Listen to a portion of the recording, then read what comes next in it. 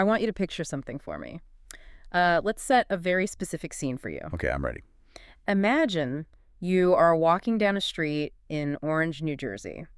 It's late on a winter evening, right around, let's say 1922. So pretty cold out. Bitterly cold. The street lamps are casting these long, dark shadows over the snow, and up ahead you see this group of young women walking home from their factory shift. And, you would expect them to be totally exhausted, right? Factory work in the 1920s wasn't exactly known for being, gentle on the human body. Right, exactly. But there's no exhaustion here. They are laughing, they're linking arms, completely embodying that whole picture of roaring 20s youth. Yeah, the classic flapper era energy. But as they get closer, under the dim streetlights, you notice something incredible, something almost supernatural. Oh, wow. They are glowing, literally softly glowing in the dark. There is this ethereal, greenish-white light emanating from their hair. It's dusted across their dresses. That is just such a surreal image. It really is. You watch one of them point to a passing car, and her fingernails are glowing. Another laughs at a joke, and you can see her actual teeth shining in the dark. It creates this image of, almost otherworldly glamour, like something out of a modern comic book, but this is 100 years ago? Yeah, they were known locally as the Ghost Girls, and the thing is, they absolutely loved it. Who wouldn't at that age? Right. The historical accounts show they would deliberately dab the luminous paint they worked with onto their fingernails, just to surprise a date. Oh, gosh. They would paint their teeth so their smiles would quite literally shine when the lights went down in a dark movie theater. That is just wild to think about now. For them, this glow was the ultimate status symbol. It meant they had landed one of the absolute best jobs a working-class girl could get in America at that time. Clean work, highly paid. Exactly. It made them local celebrities. It was really the pinnacle of modern employment for a demographic that had very few options back then. But the reality underneath that glowing dust is why we're doing this deep dive today. Because we have to drain the warmth out of this charming little image. Yeah, the reality is a lot darker. That glow they loved so much, the light that made them the center of attention in their town, it was the most beautiful poison ever sold. And they had no idea. None. And while these young women painted and laughed and shone in the dark, that poison was already inside them. It was in their blood. Just quietly settling into their bones. Yes, settling deep into their skeletal structure. And very, very quietly, it was beginning to take them apart. And perhaps the most chilling aspect of this entire history is that the danger wasn't entirely unknown to the people at the top. Right, the executives. Yeah. The corporate entities overseeing this work eventually realized exactly what was happening, and their response was to sit back, construct this massive wall of denial, and just, wait for these young women to die off before admitting a single word of the truth. It's infuriating. The story of how that poison was sold, how the damage was covered up, and how it was eventually exposed isn't just some historical tragedy. No, it really isn't. It is the foundational blueprint for modern labor rights, and that's what we are unpacking today for you. We're going to dive into the medical archives, the legal transcripts, and the personal accounts of the Radium Girls. Because their story operates on two parallel tracks, really. Right. There is the profound biological horror of what this element actually did to the human body. But there's also this incredible dying fight waged by a group of disenfranchised workers. A fight that actually forced accountability onto a system that was designed entirely to protect corporate wealth. Exactly. It requires us to look at a sequence of events that played out over decades. Yeah. Because this wasn't, an industrial explosion or an overnight catastrophe. It was a slow burn. A very slow, agonizing burn, built entirely on society's uncritical obsession with progress. So to understand how the trap was set, we have to start with the bait itself. We have to talk about radium. Right. So Marie and Pierre Curie discovered radium back in 1898. But by the time we get to the 1910s and 1920s, it isn't just some scientific curiosity anymore. Oh, not at all. It was a massive cultural phenomenon. Inescapable. The sources show that marketers were putting radium in absolutely everything. We're talking about radium-laced health tonics, radium cosmetics, radium butter. Butter? Yeah, butter. And even radium toothpaste. Which, we look back now with our post-Manhattan Project understanding of radiation, and the idea of radioactive toothpaste sounds like sheer lunacy. It sounds like a bad joke. Right. But we have to understand the psychological climate of the early 20th century. To the public back then, radioactivity wasn't synonymous with atomic bombs or, cellular mutation. What did it mean to them? It was synonymous with vitality. It was seen as this invisible, miraculous, endless source of energy. I suppose if a doctor or like a glossy magazine advertisement tells you, hey, this element gives off its own perpetual heat and light, so brushing your teeth with it will transfer that perpetual energy directly into your body. It sounds like magic. Exactly. You'd be foolish not to use it, right? It was marketed as the ultimate cure-all. And this actually highlights a fascinating recurring sociological blind spot for us. How so? Well, when a new material or technology is presented as the absolute leading edge of human innovation, there is this powerful societal urge to just embrace it universally without any rigorous questioning. Radium was the future. Radium was the future, and everyone wanted to consume a piece of the future. So, perfectly timed with this peak radium mania, we see the rise of the luminous watch dial industry. Right, largely driven by the military. Yeah, World War I created a massive demand for instruments and watches that soldiers could actually read in the dark trenches. So the dial painting studios started opening up. Mostly in the Northeast and Midwest, right? Yep. The first major ones hit Orange, New Jersey around 1917. And then moving into the 1920s, we see massive studios in Ottawa, Illinois, and Waterbury, Connecticut. And the workforce they recruited was highly specific. Very specific. They were almost exclusively young women, sometimes teenagers as young as 14 or 15. Well, just kids, really. Just kids. And they were predominantly immigrants or the first-generation daughters of immigrants. Which makes sense.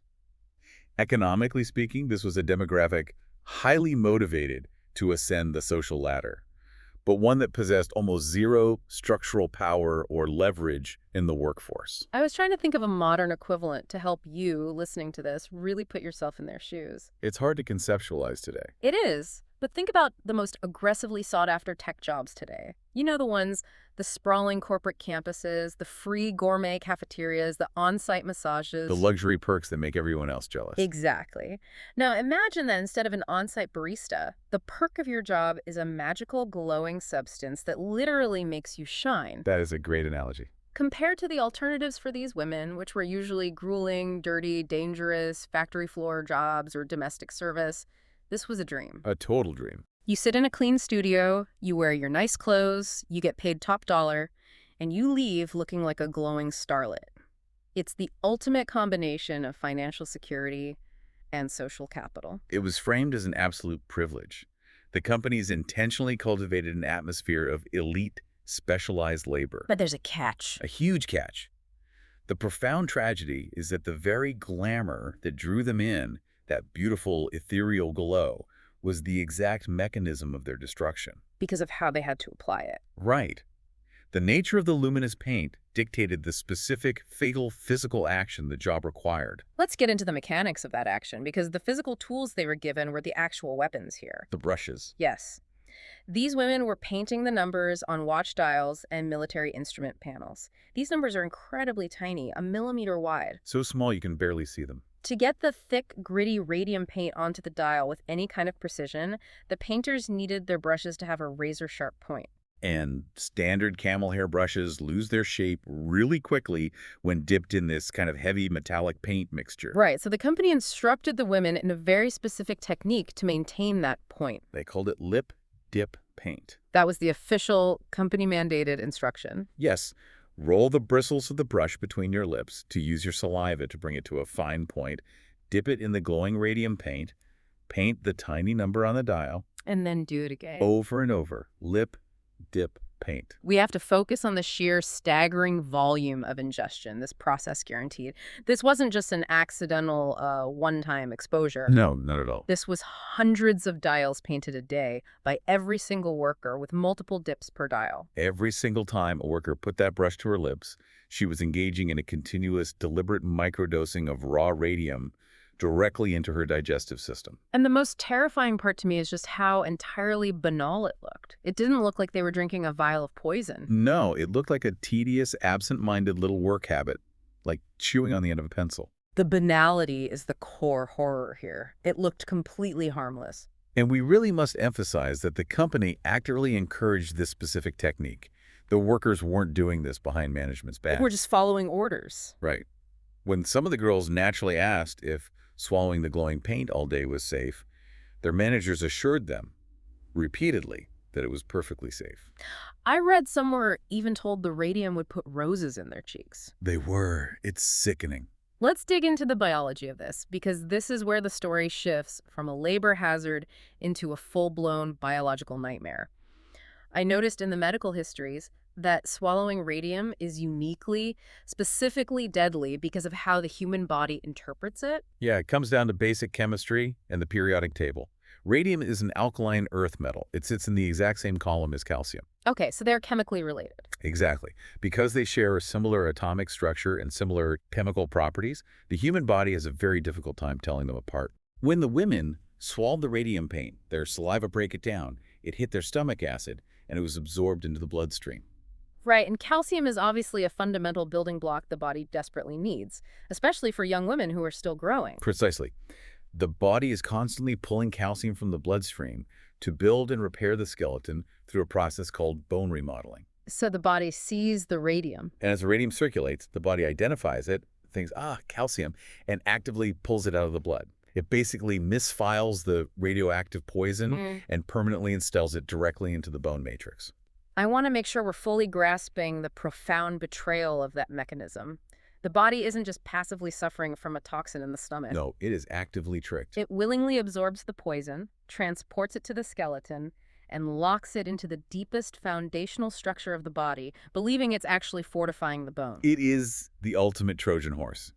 The human body took the very weapon that was going to destroy it and cemented it inside its own architecture. That is horrifying. And once radium is integrated into the bone matrix, there is no biological mechanism to flush it out. Because it's literally become part of the bone itself. Yes. It just sits there, embedded in the skeleton, doing exactly what radioactive isotopes do.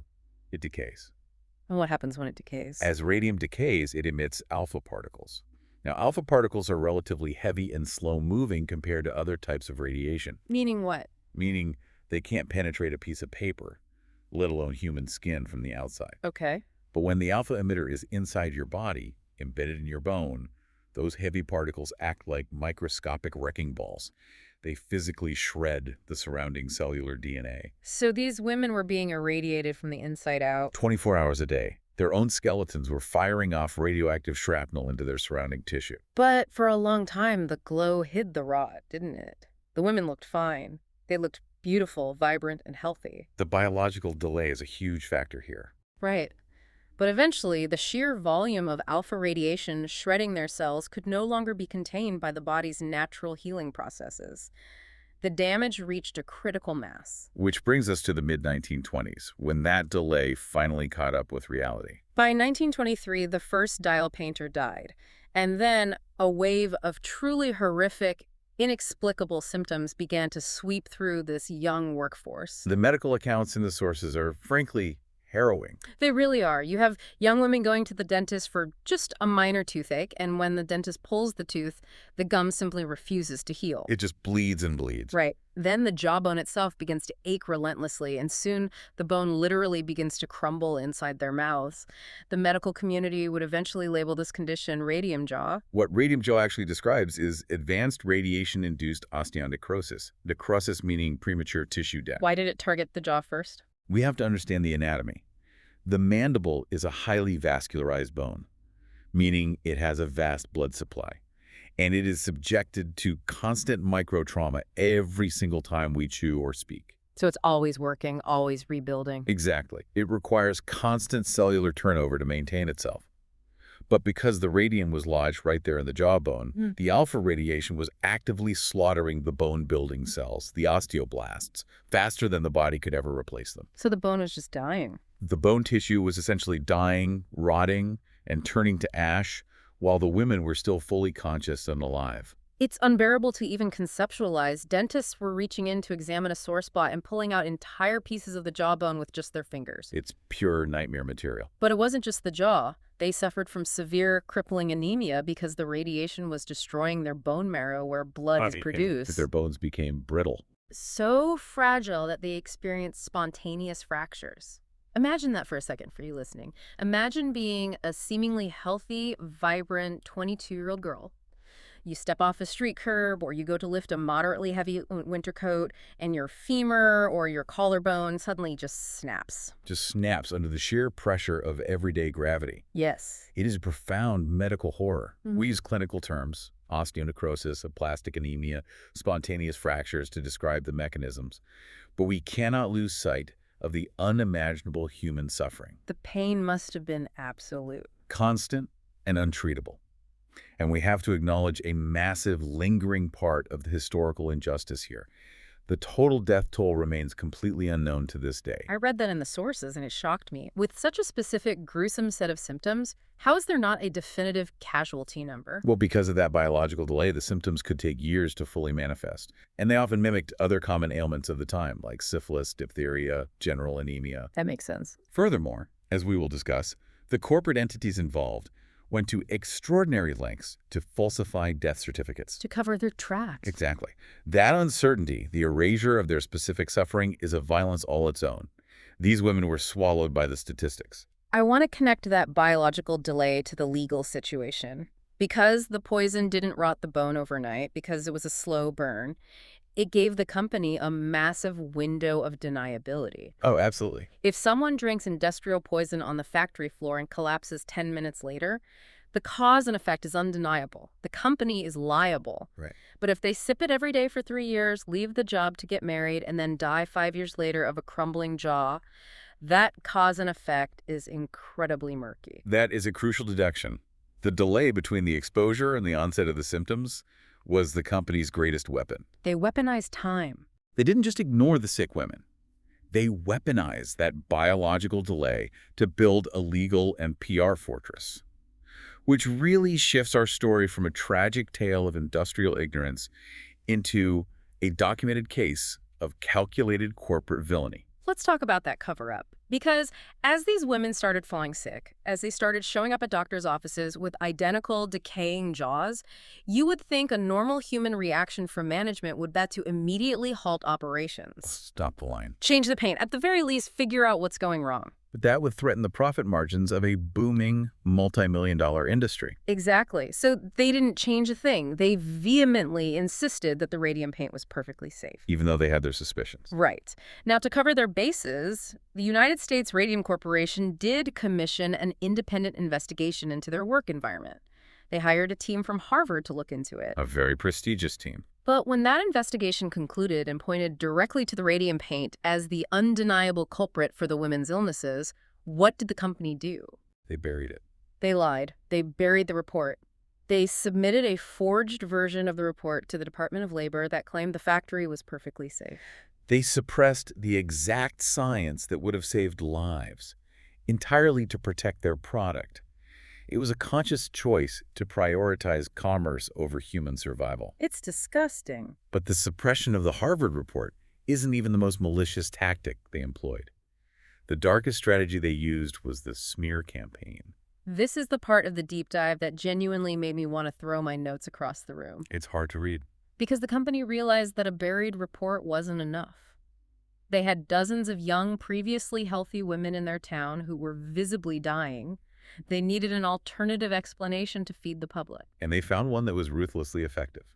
They started planting the narrative within the medical community and the local press that the women's illnesses were not occupational. What did they claim? They claimed the decaying bones and failing health were the result of advanced syphilis. I want us to really pause and analyze the sheer psychological warfare of that tactic. For you listening, imagine being a young, unmarried woman in the 1920s. It was a very different time. Very different. Your body's falling apart in unimaginable agony. You have absolutely no idea why.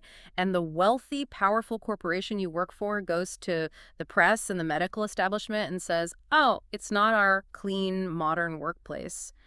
These girls are just promiscuous. This is a moral failing on their part. By invoking a sexually transmitted infection, the company weaponized the strict, religious, and societal morals of the 1920s against their own employees. Being publicly accused of having syphilis back then wasn't just a medical diagnosis, it was total social annihilation. Especially for an unmarried, often Catholic, immigrant woman. Right. That accusation could completely destroy her family's reputation. It would ruin any marriage prospects. It would make her a pariah in her own church and community. It was brilliantly evil because it was explicitly designed to isolate them. It was designed to make them hide in the shadows, to make them too ashamed to seek collective help, too humiliated to go to the press, and too ostracized to find a lawyer. It's gaslighting on an industrial scale. It is the darkest form of gaslighting, using societal misogyny and classism as a corporate shield. We see the echoes of this playbook constantly today, don't we? It's the exact same tactic used decades later by tobacco companies saying, oh, it's not the cigarettes causing lung cancer, it's their poor diet or lifestyle choices. Or chemical giants blaming environmental cancers on the victim's family genetics. Blame the victim's lifestyle to protect the corporate product. But here it was being used against teenage girls whose bodies were literally crumbling to pieces in front of their horrified parents. The company bet everything on the silence of the marginalized.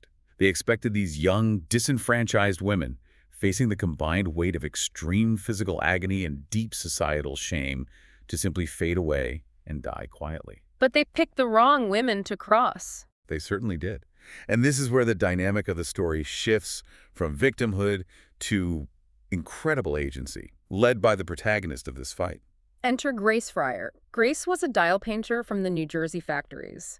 She had actually left the factory years prior for another job, but when her teeth started falling out and her jaw started to ache, she realized what was happening. She connected the dots. And Grace decided she was not going to die in silence. She decided to sue the United States Radium Corporation. But just deciding to fight was a monumental, nearly impossible uphill battle. It really was. The legal archives show that it took Grace approximately 2 years just to find a single lawyer who would dare to take the case. 2 years of constant searching. And keep in mind the biological reality we just discussed. She is actively dying during this time. Her health is rapidly deteriorating. Rapidly. Finding legal representation was nearly impossible because the concept of an occupational hazard barely existed in the legal framework of the 1920s. So the law wasn't on her side either. No, the law generally assumed that if you took a job, you assumed the risks of that job. Furthermore, she was going up against a powerful, politically connected, incredibly wealthy corporation with seemingly endless resources. No local attorney wanted to touch it. But she persisted. She finally finds an attorney named Raymond Barry who was willing to take on the Goliath.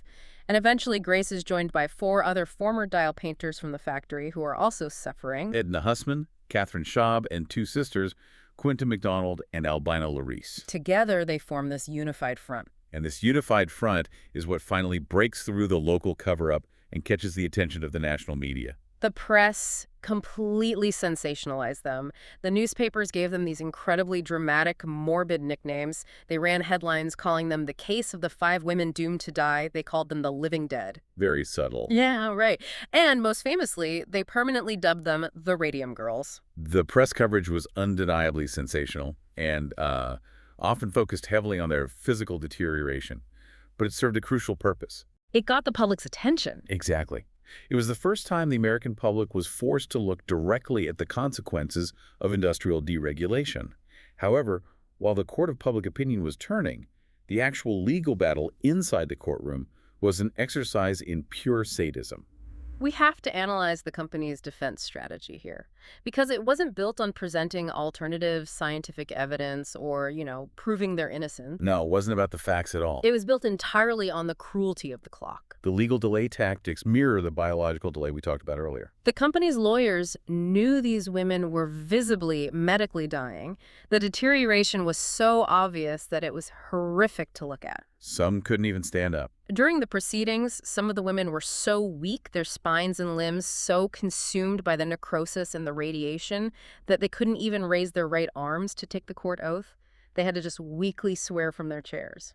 Knowing this, the defense strategy was simply to file for delay after delay. They would request a continuance because their expert witnesses were in Europe. They would request another delay to review documents. So they were just waiting them out. They were literally explicitly betting that the women would succumb to the radiation and die before a verdict could ever be reached, thereby dismissing the case. Imagine putting yourself in Grace Fryer's shoes for a moment. Imagine sitting in that courtroom. You know you have months, maybe weeks to live. Your body is in a state of constant agonizing pain that no morphine can touch. Unbearable pain. And you're watching a corporate lawyer in a tailored suit file his fourth extension, essentially just checking his watch, waiting for you to expire. How do you find the mental fortitude to wake up, get dressed, and keep showing up to that courtroom when your very skeleton is failing you? It requires a level of endurance and selflessness that is almost impossible to quantify. They were spending the last, most painful days of their lives fighting for a justice they knew they would likely never live to enjoy. They were fighting so it wouldn't happen to the next girl. Exactly. But while the company tried to run out the clock, they made one critical miscalculation.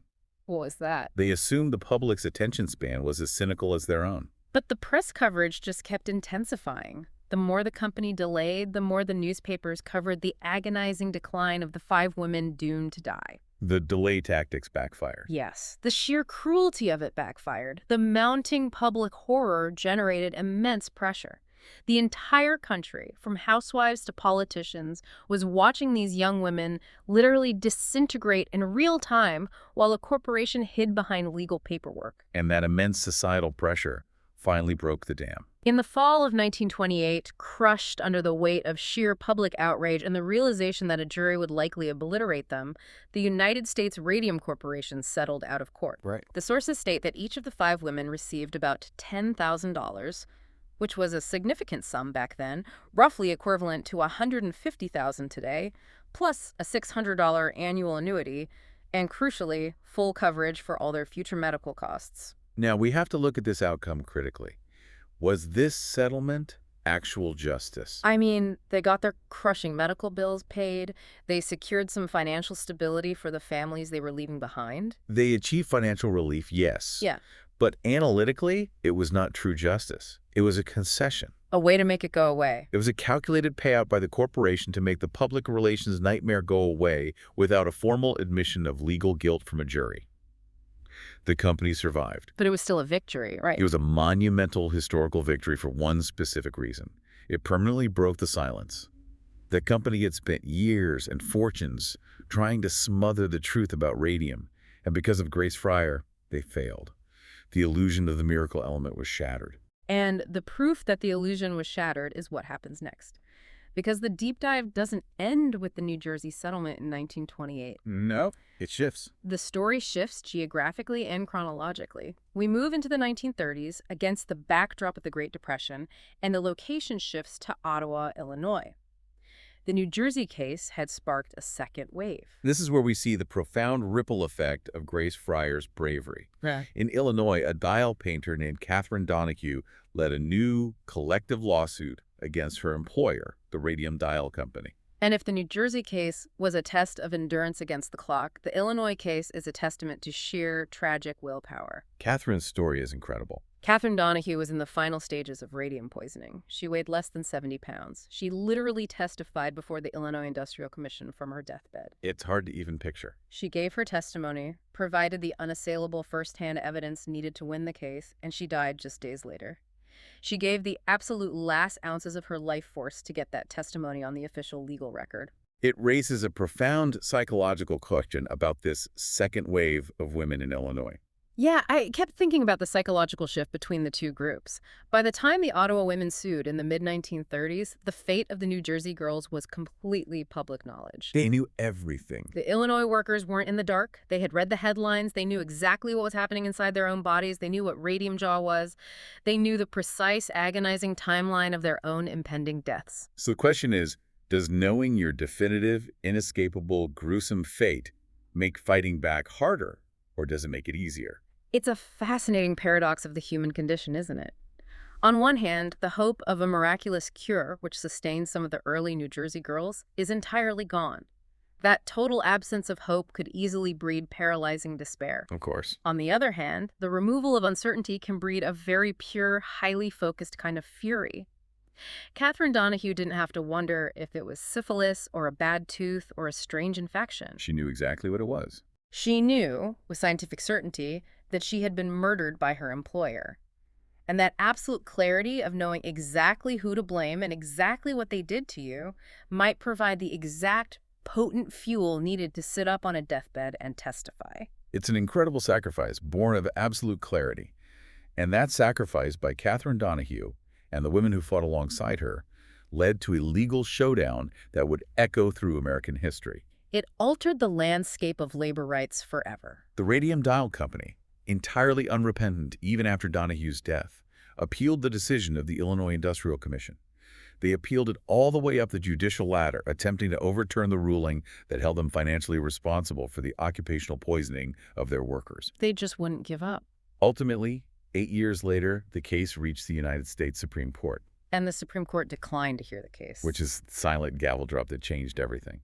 By declining to hear the appeal, the Supreme Court allowed the lower court's ruling in favor of the women to stand permanently. The dying women's victory became the unshakable law of the land. So we have to pull all these threads together now. Let's look at the sweeping legacy of these glowing bones. What did they actually achieve in the grand scheme of the 20th century?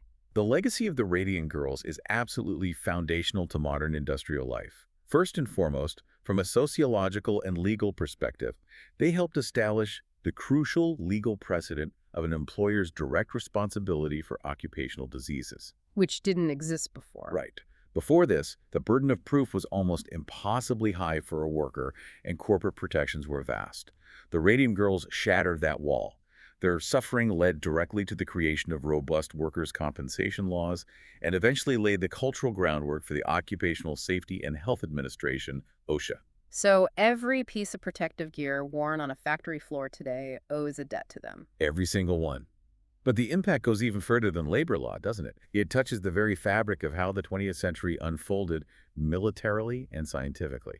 It does. Because of the meticulously documented, albeit horrific, medical data from the decline of the Radium Girls, the United States had a foundational baseline understanding of what internal radiation exposure does to the human body. It was essentially a macabre data set. Exactly. That exact medical data heavily informed how the government handled radiation safety heading into the atomic age. When the Manhattan Project began during World War II, the strict safety protocols designed to protect the scientists and workers handling radioactive materials were built directly on the suffering and the medical records of the dial painters. That is just, it's breathtaking in its scope. You have this handful of marginalized, young, dying women. They're going up against massive corporate wealth, armed with absolutely nothing but their crumbling bodies and the unassailable truth. And their suffering essentially laid the groundwork for modern workplace safety and the atomic-era radiation protocols that saved countless lives. And ultimately, it led to radium-based paint being banned entirely by the 1960s. It brings us back to the central thesis we established at the beginning of this analysis. There is a profound structural difference between being forgotten and being silenced. I see what you mean. Tragedy often results in people being organically forgotten by history. Just the sheer passage of time washes away the names of the victims of industrial accidents. Yeah. But the Radium Girls weren't just victims of time or circumstance. They were actively targeted. A powerful corporate machine actively tried to smother their voices. They tried to silence them through societal shame, through agonizing legal delays, and through medical deceit. And these women, with failing bodies, beat them. They really did. They beat the corporation, they beat the smear campaign, and they beat the silence. Let's recap this journey because it is a staggering historical and emotional arc. We started with this deeply charmed, glamorous image in the early 1920s. Young women, thrilled with their independence and their modern jobs, painting dials and leaving the factory glowing like stars in the night. It started so brightly. And then we plummeted into this insidious, unimaginable biological horror. The realization that the miracle was a parasite, tricking the body into locking poison inside the skeleton. We waded through the enraging, calculated corporate cover-ups, the weaponization of biological time and religious shame. The worst of corporate greed. And finally, we arrived at the hard-won, dying victories of women like Grace Fryer and Catherine Donahue. They fought with their literal last breaths to ensure the legal system and the world could not look away. And as we close this deep dive, there is one final, chilling scientific fact from the archives that anchors this story permanently in the physical present day. We mentioned earlier the mechanism of how radium decays. Right. But it decays very, very slowly. The half-life of radium-226, the specific isotope used in the paint, is approximately 1,600 years. 1,600 years. Yes. The women who fought this incredible battle have long since passed. They have been buried for nearly a century. But because of the immense concentration of radium they ingested, and because their bodies locked it so perfectly into their bone matrix, right now, underneath the earth, inside their graves, their bones are still glowing tonight. It gives you chills. It's the ultimate, undeniable physical echo of their lives. It's a literal light that the company could not put out. A permanent reminder. But I want to leave you, our listener, with a final thought to ponder, something to mull over as you close this out and go about your day.